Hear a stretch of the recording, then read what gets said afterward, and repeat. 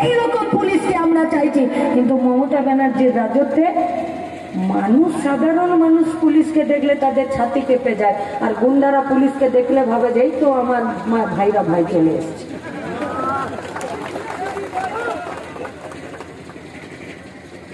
কি লাভ হবে বলুন তো আপনাদের তালি দিয়ে আর আমার এইসব হাসি ঠাট্টার কথা বলে পেট ভরবে?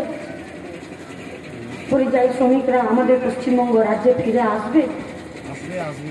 গোটা মুর্শিদাবাদের এই যে এত জমি পড়ে আছে, সরকার অধিগ্রহণ করেছিল যে জমিতে নতুন করে কলকারখানা হবে, আইটি পার্ক হবে, আইটি হাব হবে, যেখানে কাজের সুযোগ হবে, সেই জমিগুলোর কি হবে? মুর্শিদাবাদে কটা লোকসভা, মুর্শিদাবাদে কতগুলো বিধানসভা, মুর্শিদাবাদে কতগুলো পঞ্চায়েতের সমিতি, মুর্শিদাবাদে কতগুলো অঞ্চল আছে, এত এত পঞ্চায়েতের প্রধান, সমিতির সভাপতি, জেলা পরিষদের সভাধিপতি, এতগুলো এমএলএ, এতগুলো এমপি, কিন্তু ভুলেও একবার উচ্চারণ করছে না মুর্শিদাবাদে যে সরকারি জমি অধিগৃহীত হয়েছিল সেই জমিগুলো আজকে কোন কাজে ব্যবহার হবে। মুর্শিদাবাদ আম ফলাতে জানে না, মুর্শিদাবাদ লিচু ফলাতে জানে না, মুর্শিদাবাদে গঙ্গা পদ্মা নদী নেই, মুর্শিদাবাদে মাছ, ফসল, ফল কোন জিনিস নেই, মুর্শিদাবাদে হাইওয়ে নেই, মুর্শিদাবাদের আমরা বেকার ছেলেমেয়েরা লেখাপড়া করছি না, মুর্শিদাবাদের আমরা বেকার ছেলেমেয়েরা গতর খাটিয়ে খাটতে চাই না, তাহলে সবই যদি আছে তাহলে কাজ কেন নেই? কেন আমার দেশ, আমার রাজ্য, আমার জেলা আমাকে ছেড়ে দিয়ে বাইরের রাজ্যে পড়ে থাকতে হবে কেন? কিন্তু বাইরের রাজ্যে আমি 20,000 টাকা কামাচ্ছি, 10,000 টাকা কামাচ্ছি, আর 5,000 টাকা নিজের কাছে রেখে 5,000 টাকা জঙ্গিপুরে পাঠাচ্ছি, তবে তো জঙ্গিপুরের বাজারে যান আছে। জঙ্গিপুরের বাজারে চালের দোকানে চাল বিক্রি কি করে হয়? বাইরের রাজ্যে পড়ে থাকা পরিযায়ী শ্রমিকের 5,000 টাকা জঙ্গিপুরে ঢুকলে তবে জঙ্গিপুরের এখানকার চালের দোকানে চাল বিক্রি বাড়ে। পরিযায়ী শ্রমিকরা বাইরের রাজ্য থেকে 10,000, 6,000, 8,000 টাকা জঙ্গিপুরে পাঠালে তবে জঙ্গিপুরের মোবাইলের দোকানগুলোতে এখানকার ছেলেপুলেরা রিচার্জ করে, এখানকার ওষুধের দোকানগুলোতে ওষুধ কিনতে যায়, আর বাজারে চাল কিনতে যাক, মোবাইল রিচার্জ করতে যাক, আর ওষুধ কিনতে যাক, তবে গিয়ে সরকারের ঘরে পয়সা ঢোকে। তার মানে পরিযায়ী শ্রমিকের পয়সা আর পশ্চিমবঙ্গের রাজ্য সরকারের ঘরে ঢোকে।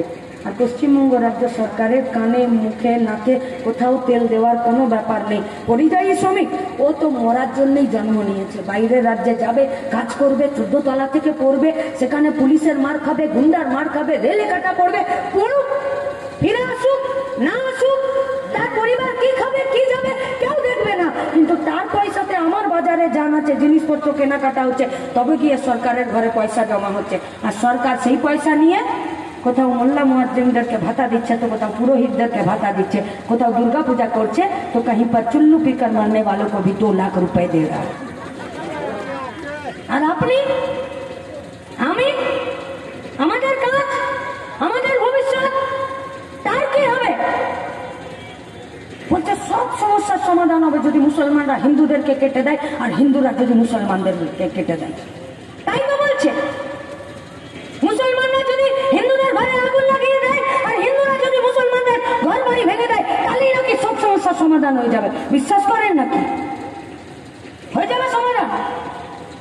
কারো বাড়ি যদি ভাঙতে চলে যায়, এটা তো ক্রিমিনাল অফেন্স। কেউ যদি কাউকে খুন করতে চলে যায়, তাহলে তো সে মার্ডার কেসের আসামি। এই তো আমাদের মঞ্চে বিবাহের পর কমরেডরা আছে, এই তো গোটা মাঠে বামপন্থী আমাদের ছাত্র যুবরা আর আমাদের রাজনৈতিক দলের কর্মীরা আছে। আমাদের কমরেডরা খায়নি মার্ডার কেসে, আমাদের কমরেডরা মিথ্যে পানি কেস, গাঁজা কেস খায়নি, আমাদের কমরেডরা জেল খাটেনি।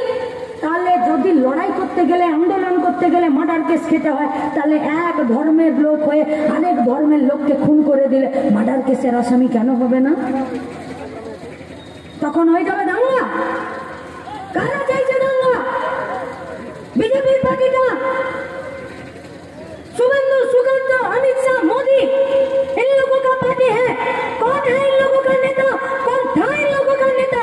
अटल बिहारी वाजपेयी, लाल कृष्ण आडवाणी, राजनाथ सिंह एদের নেতা ছিল।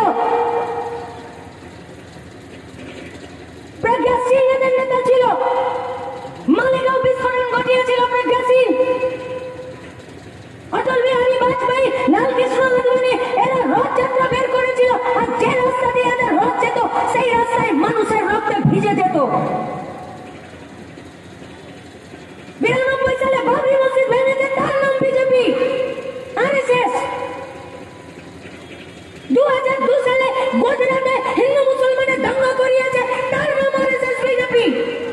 এরা আজকে পশ্চিমবঙ্গে আমাদেরকে শেখাবে যে আমাদের কি করে ভাইচারা নিয়ে, সম্প্রীতি নিয়ে, প্রেম নিয়ে, ভালোবাসা নিয়ে একসাথে থাকতে হয়।